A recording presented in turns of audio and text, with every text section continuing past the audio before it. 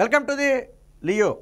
రాష్ట్రంలో వైసీపీ అరాచకాలు దౌర్జన్యాలు రోజురోజుకి పెరిగిపోతున్నాయి. ముఖ్యంగా ప్రజాస్వామ్యానికి నాలుగవ పిల్లర్గా నాలుగవ స్తంభంగా చెప్పుకునే పత్రిక మీద మితిమీరి దాడులు చేస్తున్నారు.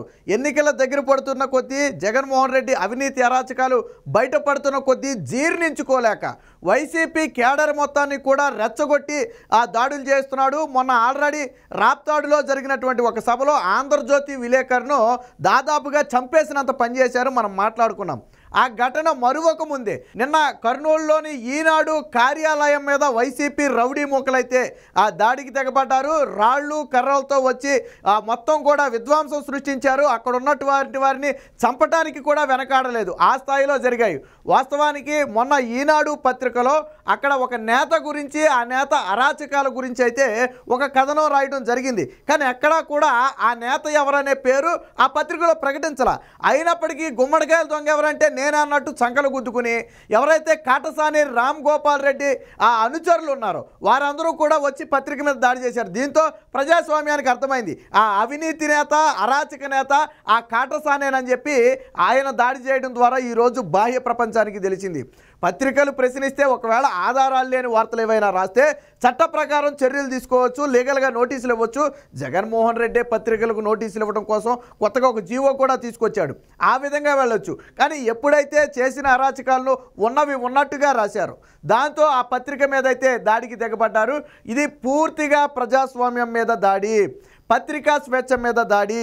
ఒక రకంగా చెప్పాలంటే ఎన్నికలు దగ్గర పడే కొద్ది వైసీపీ అరాచకాలను ఎవరైతే బయట పెట్టే ప్రయత్నం చేస్తున్నారో వారిని అంతమొందించడమే వీరి లక్ష్యంగా కనపడుతుంది. మొన్న జగన్మోహన్ రెడ్డి స్లీవ్స్ మడత పెట్టాలి అన్నది బహుశా పత్రికల మీద దాడి చేయడానికి అయి ఉంటుంది. ఆయన అన్నట్టుగానే ఎప్పుడైతే స్లీవ్స్ మడత పెట్టాలని చెప్పి రెచ్చగొట్టాడు, ఇక్కడ రౌడీ మొక్కలు, వైసీపీ రౌడీ మొక్కలు గంజాయి మత్తు, మద్యం మత్తులో ఇష్టం వచ్చినట్టు కనపడిన కార్యాలయం మీద, కనపడిన విలేకరుల మీద దాడి చేస్తూ వారి పైశాచిక ఆనందాన్ని అయితే ఈ రకంగా బయటపెడుతున్నారు. ఏది ఏమైనప్పటికీ నిన్న ఈనాడు పత్రిక కార్యాలయం మీద జరిగినటువంటి దాడి అనేది ప్రజాస్వామ్యం మీద జరిగిన దాడి, పత్రికా స్వేచ్ఛ మీద జరిగిన దాడి. ఏళ్ల తరబడి మచ్చ లేకుండా ఉన్నటువంటి ఒక పాపులర్ తెలుగు పత్రిక మీద ఈరోజు జగన్మోహన్ రెడ్డి దాడికి తెగబడ్డాడు. మరి ఇదే దాడి సాక్షి పత్రిక మీద చేస్తే అది ప్రజాస్వామ్యం మీద దాడి అవుద్దా? ఇతర పత్రికల మీద చేస్తే దాడి కాదా? నీ పత్రికలో నువ్వు ఎన్ని అబద్ధాలు రాసినా, ఎన్ని అసత్యాలు రాసినా ఏ రోజు నీ పత్రిక మీద దాడి చేయలేదే. నరాసుర రక్త చరిత్ర అని చెప్పి చంద్రబాబు మీద కథనం రాసినా ఆ రోజు తెలుగుదేశం పార్టీ అధికారంలో ఉన్న నీ పత్రిక మీద ఏ రోజు దాడి చేయలేదే. పింక్ డైమండ్ పోయిందని అబద్ధం రాసినా ఆ రోజు టీడీపీ అధికారంలో ఉన్న ఏ రోజు నీ మీద దాడి చేయలేదే. కమ్మటి ఎస్పీ లాంటి అబద్ధాలు రాసినా ఆ రోజు టీడీపీ అధికారంలో ఉన్న నీ మీద ఏ రోజు దాడి చేయలేదే. మరి ఇలాగా కోడికత్తప్పుడు చంద్రబాబు నాయుడు చంపేశాడన్నా ఆ రోజు టీడీపీ అధికారంలో ఉన్న ఏ రోజు నీ మీద దాడి చేయలేదే. అది పత్రికా స్వేచ్ఛకు విలువలు ఇచ్చిన పార్టీ తెలుగుదేశం పార్టీ. ఈరోజు ఒక అరాచక పార్టీ రాష్ట్రంలో ఉంది కాబట్టి ప్రశ్నించిన వాళ్ళ మీద ఈ రకంగా దాడి చేస్తున్నారు. మొన్న ఆంధ్రజ్యోతి ఫోటోగ్రాఫర్ శ్రీకృష్ణ కానీ, ఈరోజు ఈనాడు కార్యాలయం కానీ వాళ్ళు చేసేది తప్పేంటి? మన ఫోటోగ్రాఫర్ ఫోటోలు తీయడం తప్ప, ఈరోజు ఈనాడు కార్యాలయానికి ఒక ఆర్టికల్ రాయడం తప్ప, అందులో పేరు కూడా రాయలా. పేరు రాయినప్పుడు గుమ్మడికాయ దొంగ ఎవరంటే మీకెందుకు భుజాలు తడుముకోవటం? పేరు రాయినప్పుడు మీకెందుకు భయం? మీ పేరు రాసుంటే మీరు భయపడితే ఒక అర్థం ఉంది. అందులో ఎవరు అనేది పేరు రాయకపోయినా నేనే ఆ దొంగనని చెప్పి అందరి ముందుకు వచ్చింది కాటసాని అనుచరులు. ఈరోజు కాటసాని అరాచకాలు కర్నూలు జిల్లాలో మొత్తం అందరికీ తెలుసు. వైసీపీ సీనియర్ నేతగా ఉన్నటువంటి అవినీతి అరాచకాలు కానివ్వండి, దౌర్జన్యాలు కానివ్వండి, ఆ ప్రాంత ప్రజలు చూస్తూనే ఉన్నారు. అందులో ఎటువంటి అబద్ధం లేదు కదా. అందుకనే కదా ముక్తకంఠంతో నిన్న ఈనాడు కార్యాలయం మీద జరిగిన దాడిని కర్నూలు ప్రజలు ముక్తకంఠంతో ఖండించారు. ఒక పత్రిక మీద దాడి చేయడం అంటే ప్రజాస్వామ్యం మీద దాడి చేయటం. ఇదే దాడి సాక్షి పత్రిక మీదో లేదా మీ ఇంటి మీదో జరిగితే ఎలా ఉంటుందో ఒకసారి మీరు ఆలోచించుకోండి. అయినా చంద్రబాబు గారు ఇంటి మీదే దాడి చేసిన వారు, పార్టీ ఆఫీస్ మీద దాడి చేసిన వాళ్ళు ఈరోజు పత్రికా ఆఫీస్ మీద దాడి చేయరు అనుకోవటం పొరపాటే. ఏది ఏమైనా రాష్ట్రంలో ఒక అరాచక శక్తులు రాజ్యమేలుతున్నాయి అనడానికి నిన్న ఘటన ఉదాహరణ. దీనికి సంబంధించిన వార్త కూడా వచ్చింది. ఒకసారి చూద్దాం ఎంత సైకోలా ప్రవర్తించారో చూద్దాం ఒకసారి. పత్రికలపై పగబట్టిన వైకాపా, విలేకరులపై నిత్యం వేధింపులు, హత్యలకు కూడా వెనకాడని అధికార పార్టీ మోకలు. నిజంగా వారికి అడ్డం వచ్చి ఈ వ్యక్తి వల్ల మనకు నష్టం జరుగుతుందంటే చంపడానికి కూడా వెనకాడరు YCP rowdy మోకలు.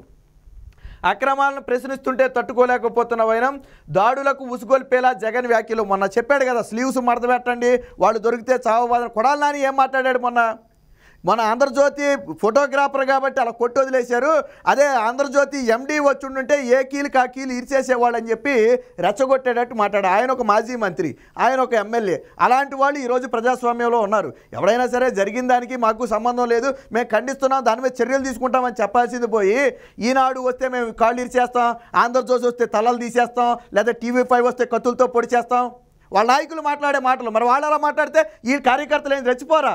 Jaganmohan Reddy sleeves ఎందుకు మడత పెట్టమన్నాడు? పత్రికల మీద దాడి చేయడానికి అయి ఉంటుంది. మరి అదే కదా, ఆయన ఎప్పుడైతే స్లీవ్స్ మడత పెట్టండి అన్నారో అప్పుడు పత్రికల మీద, పత్రికా స్వేచ్ఛ మీద దాడి జరుగుతూనే ఉంది. అంటే పత్రికలను కనీసం వాస్తవాలు రాస్తే ఓర్చుకునే సహనం కూడా జగన్మోహన్ రెడ్డికి లేదు. 4.5 ఏళ్లుగా రాష్ట్ర ప్రజల అరాచకాలు చూస్తూనే ఉన్నారు. ఈ చివరి టైంలో మీరు చేస్తున్న అరాచకాలను గమనిస్తూనే ఉన్నారు. వచ్చే ఎన్నికల్లో సమయం చూసి బుద్ధి చెప్పడానికి ప్రజలు సిద్ధంగా ఉన్నారు. ఓటమి భయంతో అసహనం పెరిగిందని విశ్లేషకులు. ఎప్పుడైతే మనలో ఒక అసహనం పెరిగిపోద్దో, మనం ఓడిపోతాము, ఇక మనకి ముఖ్యమంత్రి పదవి లేదు, మనకు అధికారం లేదని ఒక అసహనం పెరిగిపోద్దో అప్పుడే ఇలాంటి దాడులకు తెగబడతాం. నిజంగా నువ్వు గెలుస్తాననే ధైర్యం నీకుండుంటే ఈరోజు నువ్వు పత్రికల మీద దాడి చేయాల్సిన అవసరం లేదు. నువ్వు చేసిందేంటో చెప్పుకుంటూ ముందుకెళ్ళిపోతే చాలు.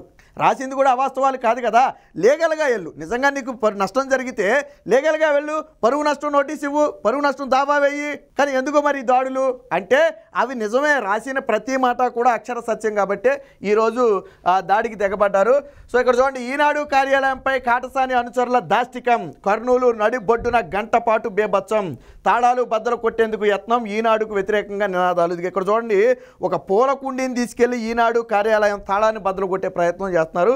ఇదిగో చేతుల్లో వైసీపీ జెండాలు. ఇక్కడ కూడా చూడండి, ఈ కిటికీ అద్దాలను ఎలా పగలగొడుతున్నారో, ఈనాడు కార్యాలయం కిటికీ అద్దాలను ఒక చేత్తో వైసీపీ జెండా, మరొక చేత్తో రాయి.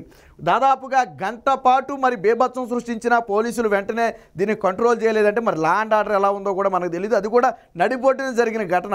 పోనీ ఎక్కడో మారుమూల ప్రజలకు దూరంగా ఉన్నటువంటి ప్రాంతం కూడా కాదు, నడిబొడ్డున జరిగినటువంటి ఈ ఘటన మీద పోలీసులు కూడా మరి ఎందుకు ఆలస్యంగా స్పందించారో చూడాలి. దీనికి సంబంధించిన వీడియో చూద్దాం ఒకసారి. ఇది పైదేమో మొన్న ఈనాడు మన ఆంధ్రజ్యోతి విలేకరు మీద చేసిన దాడి. ఈ కింద చూడండి ఒకసారి. ఇక్కడ చూడండి, కిటికీ అద్దాల మీదకి రాళ్లే. ఇదిగో ఎంతమంది వచ్చారో చూడండి. ఇదిగో కిటికీ అద్దాల బద్దలు కొడుతున్నారు. ఇక్కడ రాళ్ళేసి కిటికీ అద్దాల బద్దలు కొడుతున్నారు చూడండి మొత్తం. ఇదిగో వైసీపీ జెండాలు. వచ్చిన వాళ్ళు వైసీపీ వాళ్ళు కాదంటానికి కూడా లేదు. ఇదిగో వైసీపీ జెండాలు. ఇదిగో సో ఈ విధంగా ఈనాడు మీద దాడి చేయడంతో పత్రికా స్వేచ్ఛను మంట కలిపారు. తక్షణమే ఎవరైతే ఈ దాడికి పాల్పడ్డారో వారి మీద కఠిన చర్యలు తీసుకోవాలి. పోలీసులు కన్నా ఉదాసీనంగా అధికార పార్టీ నేతల ఒత్తిడికి తలొగ్గితే మాత్రం ఇది వచ్చేసారి మరిన్ని తీవ్ర పరిణామాలకు దారితీస్తుంది.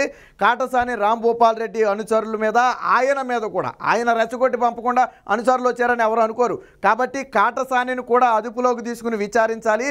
ఈ ఘటనకు ఆయన బాధ్యుడని తెలిస్తే ఆయన మీద కూడా చట్ట ప్రకారం పోలీసులు చర్యలు తీసుకోవాలి. అప్పుడే ప్రజాస్వామ్యంలో పత్రిక స్వేచ్ఛ బ్రతికే అవకాశం ఉంటుంది.